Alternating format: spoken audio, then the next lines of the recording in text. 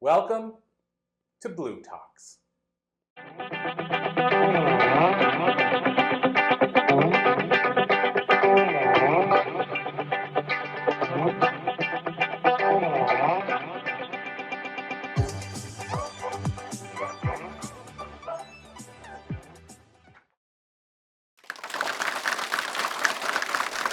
Hello, everyone.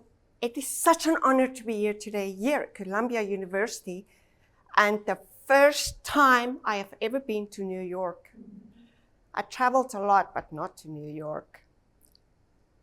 You might wonder why Tom mentioned that I talk about the C.O.N.N.E.C.T framework. It's because we all, in some way or other, do connect. We need to communicate. We need to be open-minded. We need to nurture any relationships that we form. We need to network with those relationships. We have to continue exploring. And then, of course, we collaborate to be able to then go forward and succeed in whatever we do. As I was preparing my speech in the hotel room, the box, I got hungry. I went to a little Italian restaurant near the hotel, and I connected with the server. He asked me, "What are you doing here? You are not from here." I mean, I don't really have an accent, do I? Regardless, I told him I'm here to speak at the university and I'm excited, my first time in New York. And I talk about immigration because I immigrated twice. And he looked at me, "I'm an immigrant." Well, that got me on my soapbox, of course. He asked me to connect on LinkedIn. And I discovered a new app, so of course I would connect with him. I discovered not only does he have a master's in diplomacy and international relationships, serendipity much, he is a youth representative with the United Nations. How cool is that? Our youth have so much potential. They have so many ideas, but sometimes they cannot bring that to fruition. And they're not able to use the qualifications that they studied for in the different countries because they have immigrant status. And even though they might be legal in the country, they are not going to talk about what they know because they're not allowed to. So therefore, they turn to entrepreneurship. And this is where my talk today is all about youthpreneurship. There are 3 keys that are extremely important if you want to become a successful entrepreneur. And the first one of those keys is curiosity and research. If you do not investigate your field, then how could you gain the knowledge to succeed in what you want to do? I want to tell you the story of a young youthpreneur that's in my neighborhood. He and his parents escaped China to get away from communism. Of course, Dad works on the work visa. Mom is at home, even though she's highly qualified. And so Jeffrey started his entrepreneurial journey when he was around 5. And he argued with his parents, and this is what he told me, about his wages for doing any chores in the house. Fast forward a few years, and he realized he wanted to study. Smart kid. And he did a lot of research in Canada, in the US, in Europe, and then he is now fixated on Harvard.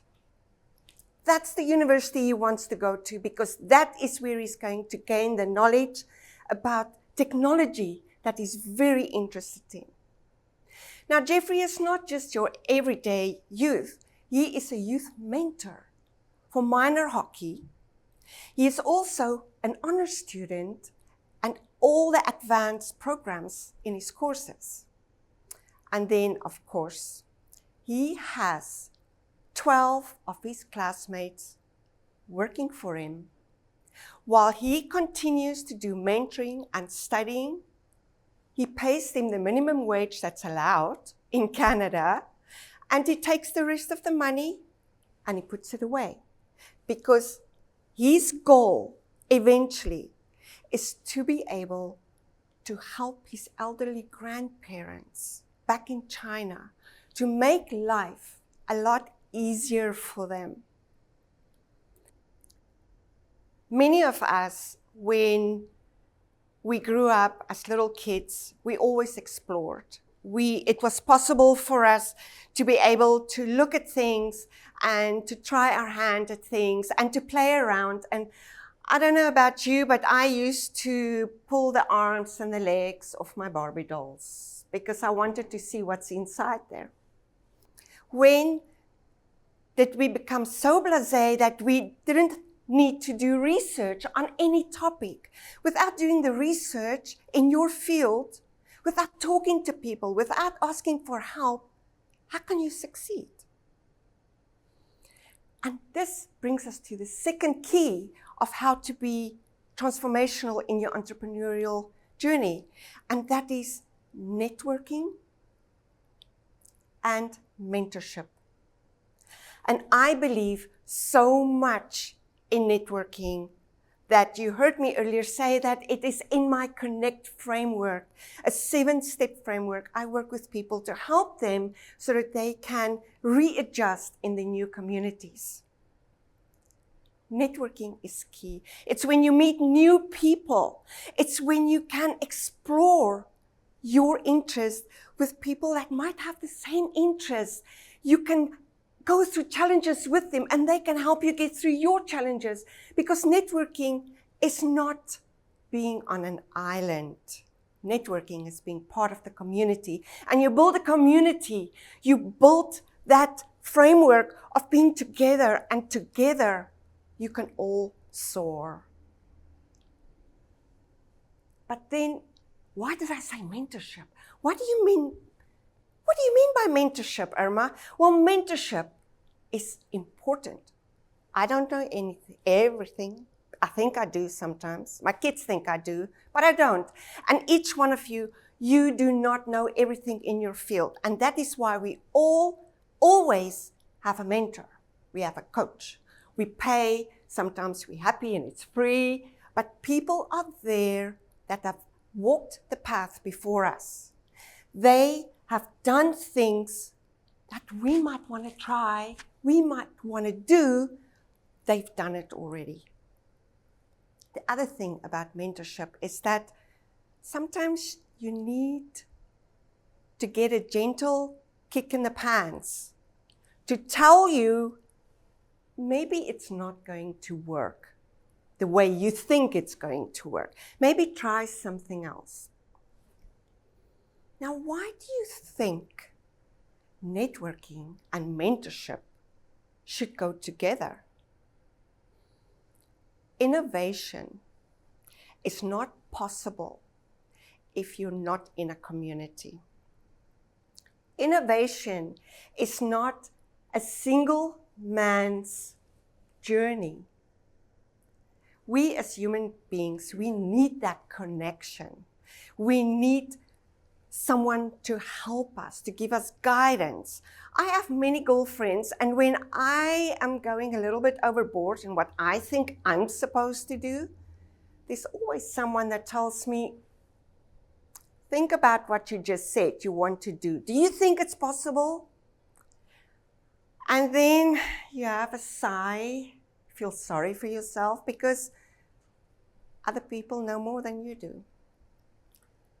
However, there is also good news for young people, because in the USA and in Canada, there are programs, and these programs are for school students.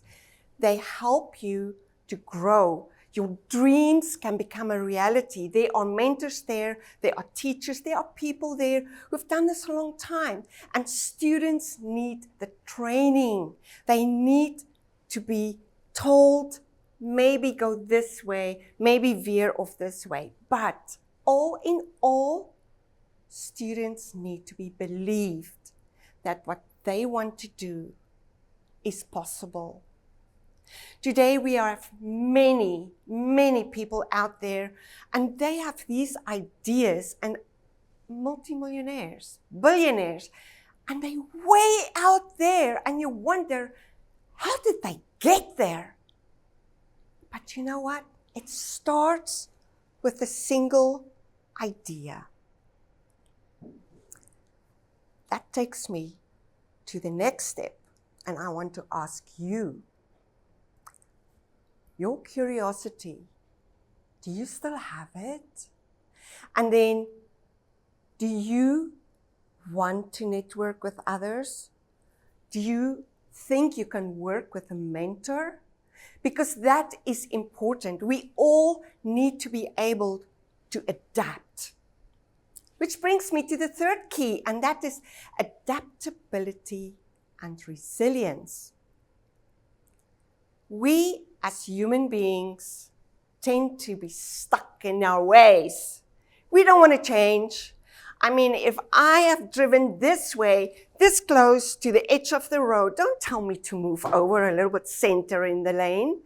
Or if I do my hair a certain way, don't tell me it's time to change. You look a little bit old-fashioned. We don't want to change. But without resilience, without adaptability, we also could not succeed in any way. I have coached youth for over 10 years, and I've worked with organizations like Toastmasters and the Rotary Clubs in Canada. One thing I learned is that sometimes I have to adapt to something a young person says. I have to be open-minded. I want to tell you another story, and this one is about a young Canadian whose parents were immigrants. Her dad was born towards the end of World War II, and her mom grew up in a tiny, tiny village in the Philippines. They eventually went to Canada, and this young girl, Irma Goosen, was always curious. And her parents encouraged her to be curious. But then when she was 15 years old, she learned that a very good friend of her in the Philippines failed her exams because she didn't have electricity to have power at night and lights to study by, and felt awful because her parents moved to Canada and she had all the facilities and utilities she needed, and she had to make a plan. She started doing her research, and she also joined the STEM program so that she could be able to maybe discover something. And for those of you who don't know the STEM program, it's for sciences and technology, engineering and mathematics, and also throw in innovation in there, and you have this big smorgasbord of so many innovations and that can get out of there. And did a lot of research. And she did her homework. She stayed curious. She met with like-minded people with inventions. And then the first experiment failed. And the second one failed. She wanted to create something that didn't need electricity to work. And she tried again. And she kept on trying. And she had setbacks. And it failed one after the other after the other. And then, in 2013, Irma Goosen took her invention the hollow flashlight to the Google Science Fair, where she got accolades and was awarded multiple prizes. The hollow flashlight is an invention that works with the heat of your hand. That is all you need to be able to have a light to study. And because she wanted to help her friend, she managed to create the hollow flashlight.